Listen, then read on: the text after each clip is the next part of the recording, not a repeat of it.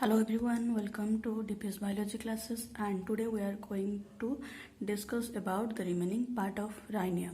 So as we discussed in the previous class, we have discussed already about the systematic position of Rhynia. Then we have already discussed that the structure of the sporophyte. The Rhynia के जो plant body होते हैं उनको हम क्या कहते हैं, sporophytic plant body कहते हैं. और उनका स्ट्रक्चर क्या होता है, जो राइनिया के प्लांट बॉडी होते हैं वो हर्बासिस इन नेचर होते हैं. और वो क्या होते हैं, उनका जो राइजोम्स होते हैं वो सब टेरिनियन होते हैं, मतलब वो सॉइल के अंदर ग्रो करते हैं. और इस राइजोम्स से उनका एरियल सूट ग्रो करता है. ठीक है, जो एरियल सूट निकलता है वो ऑपरेट नेचर से निकलता है. और वो एरियल सूट क्या होता है, डाइकोटोमसली ब्रांच्ड होता है. और इस डाइकोटोमस ब्रांच के ऊपर मतलब उसका टिप पोर्शन में स्पोरेंजियम पाए जाते हैं जो कि स्पोर बियर करते हैं. और जिस टिप के ऊपर स्पोरेंजियम नहीं पाए जाते हैं उनको हम क्या बोलते हैं, स्टेराइल टिप बोलते हैं. ठीक है, पिछले क्लास में डिस्कशन किए थे कि राइनिया मेजर और राइनिया ग्वानिफोगानी के बीच मेजर डिफरेंस क्या होता है, उनका हाइट में होता है. राइनिया मेजर क्या होते हैं, 50 सेंटीमीटर हाइट होते हैं, और राइनिया ग्वानिफोगानी कितने होते हैं, 20 सेंटीमीटर इन हाइट होते हैं. उसी तरह राइनिया ग्वानिफोगानी के पास कुछ एडवेंटिशियस ब्रांचेस पाए जाते हैं जो कि राइनिया मेजर के पास नहीं पाए जाते हैं. तो साइंटिस्ट समझते हैं कि इस एडवेंटिशियस ब्रांचेस का काम शायद वेजिटेटिव रिप्रोडक्शन में होता है. ठीक है, तो हम ये भी पढ़े थे कि राइनिया के पास रूट्स नहीं होते हैं और रूट्स के बदले क्या पाए जाते हैं, राइजोइड्स पाए जाते हैं. देन जो स्पोरेंजियम होते हैं वो एरियल सूट के टिप में पाए जाते हैं. और जो स्पोरेंजियम होते हैं वो जनरली पेयर शेप्ड होते हैं. ठीक है, then next come to its internal structure. तो ये राइनिया का इंटरनल स्ट्रक्चर है. जनरली जब हम राइनिया का कुछ एरियल सूट राइजोम को कट करते हैं ये स्ट्रक्चर पाया जाता है. तो चलिए डिस्कस करते हैं कि राइनिया का इंटरनल स्ट्रक्चर कैसा होता है. राइनिया का इंटरनल स्ट्रक्चर जनरली 3 पार्ट में डिवाइड होता है. दैट इज एपिडर्मिस, ठीक है, देन कॉर्टेक्स, देन उसका वास्कुलर बंडल. ठीक है, जाइलम और फ्लोएम को हम एक साथ क्या बोलते हैं, वास्कुलर बंडल बोलते हैं. तो जो इंटरनल स्ट्रक्चर है राइनिया का वो 3 पार्ट में डिवाइड होता है, epidermis, cortex and vascular bundle. So epidermis is the outer most single layered envelope covered by thick layer of cuticle. तो एपिडर्मिस क्या होता है, उसका सबसे आउटर मोस्ट सेल होता है, सेल लेयर होता है जो कि क्यूटिकल की मदद से कवर होता है. देन एपिडर्मिस में कुछ ब्रेकेज पाए जाते हैं to the presence of stomata. तो स्टोमाटा का काम क्या होता है, स्टोमाटा हमको पता है कि स्टोमाटा ट्रांसपिरेशन में मदद करता है. ट्रांसपिरेशन में क्या होता है, वाटर लॉस होता है, प्लांट बॉडी से वाटर लॉस होता है. देन स्टोमाटा एयर एक्सचेंज में भी मदद करता है. ठीक है, तो स्टोमाटा का क्या काम होता है ना, वो एयर एक्सचेंज में मदद करता है और ट्रांसपिरेशन में मदद करता है. ठीक है, तो स्टोमाटा प्रेजेंस होने के कारण उसका जो एपिडर्मल लेयर है उसमें कुछ ब्रेकेज पाए जाता है. Then next come cortex. तो जो एपिडर्मिस के नीचे जो लेयर होते हैं उसको हम कॉर्टेक्स बोलते हैं. तो जो यहाँ पर कॉर्टेक्स होता है वो जनरली 2 पार्ट में डिवाइड हुआ है, that is outer cortex and inner cortex. The outer cortex consisted of 1 to 4 layers of compactly arranged polygonal parenchymatous cells without any intercellular spaces. तो ये जो आउटर कॉर्टेक्स होते हैं ये जनरली क्या होता है, compactly arranged polygonal parenchymatous sales होता है विदाउट एनी इंटरसेलुलर स्पेस. इनके बीच में कुछ इंटरसेलुलर स्पेसेस नहीं पाए जाते हैं.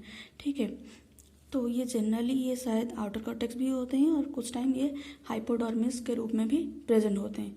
Then next comes the inner cortex. Inner cortex क्या होते हैं, the inner cortex was composed of spherical parenchymatous cells with large intercellular spaces which maintain continuity with the outer atmosphere through the stomata present in the epidermis.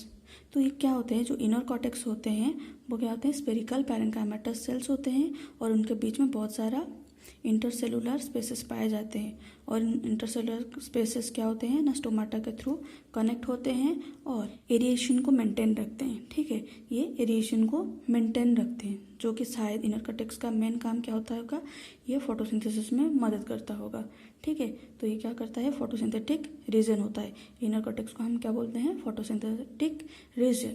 Last क्या होता है उसका vascular bundle.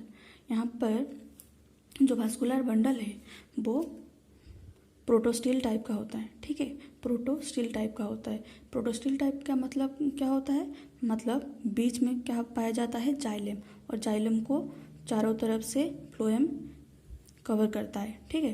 तो बीच में xylem होता है, उसको cover कौन करता है, फ्लोएम, चारों तरफ से उसको फ्लोएम कवर करता है। हमको पता है जाइलम क्या करता है, वाटर ट्रांसपोर्ट में मदद करता है। सिमिलरली फ्लोएम क्या करता है, फूड ट्रांसपोर्ट के लिए मदद करता है, ठीक है।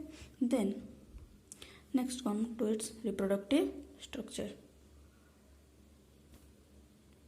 जैसे कि मैंने पहले बताया था, sporangia are the reproductive structure. तो स्पोरेंजिया कहाँ पर पाए जाते हैं ना, एरियल शूट के टिप में, ठीक है। जैसे कि आप देख सकते हैं यहाँ पर एरियल शूट के टिप में स्पोरेंजिया पाया जाता है। तो स्पोरेंजिया का स्ट्रक्चर कैसा होता है, इसका स्पोरेंजिया का स्ट्रक्चर ऐसा होता है, ठीक है। तो ये राइनिया मेजर का स्पोरेंजिया है और ये राइनिया गुआनिवगानी का स्पोरेंजिया है। तो जो स्पोरेंजिया होता है एक जैकेट के थ्रू कवर होता है, ठीक है। उस जैकेट लेयर का काम क्या होता है, उसको प्रोटेक्ट करना, स्पोरेंजिया को प्रोटेक्ट करना। ये जो जैकेट लेयर है वो 3 लेयर में डिवाइड होता है, एक आउटर लेयर, एक मिडिल लेयर और एक इंटरनल लेयर। आउटर लेयर और मिडिल लेयर का काम होता है प्रोटेक्शन। देन जो इंटरनल लेयर होता है, जो इनर लेयर होता है उसको हम क्या बोलते हैं, टैपेटम बोलते हैं, जो कि एक न्यूट्रिटिव लेयर होता है, मतलब वो ये स्पोर को न्यूट्रिशन प्रोवाइड करता है, ठीक है। देन बीच में यहाँ पर स्पोर कैविटी में बहुत सारे स्पोर्स पाए जाते हैं। तो यहाँ पर ये राइनिया मेजर के स्पोर्स हैं और यहाँ पर ये राइनिया माइनर के स्पोर्स हैं, ठीक है। जनरली जो राइनिया मेजर के स्पोर्स होते हैं वो होमोस्पोरस होते हैं, मतलब एक टाइप के ही होते हैं।